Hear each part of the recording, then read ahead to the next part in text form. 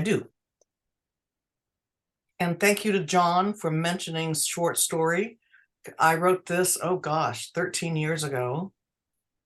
And it's called The Christmas Pie.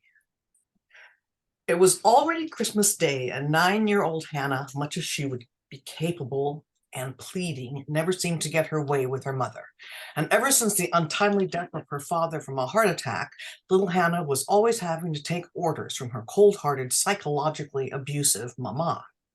"Hannah," screeched her mother from the kitchen, "you come in here right this minute and help me make this Christmas pie," she yelled. "Your grandmother and Aunt Susie and Uncle Randy will all be arriving in a few hours, and it's nearly 1 o'clock now."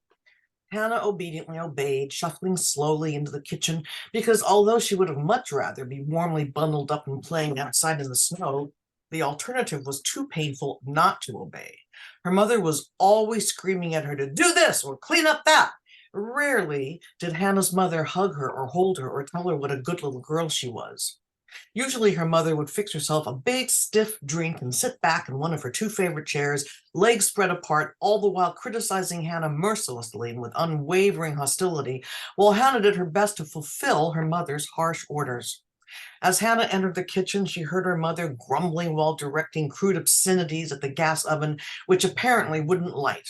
Her mother was bent over, peering into the oven with her head and half of her body neatly tucked in and out of sight, enveloped by the oven's square encasement.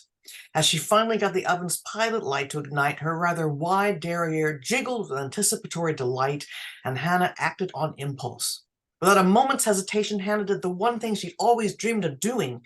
Taking a running leap and using a kitchen chair to keep her balance, she used both feet and kicked hard, shoving her mother right into the now preheating oven. Her mother fit perfectly.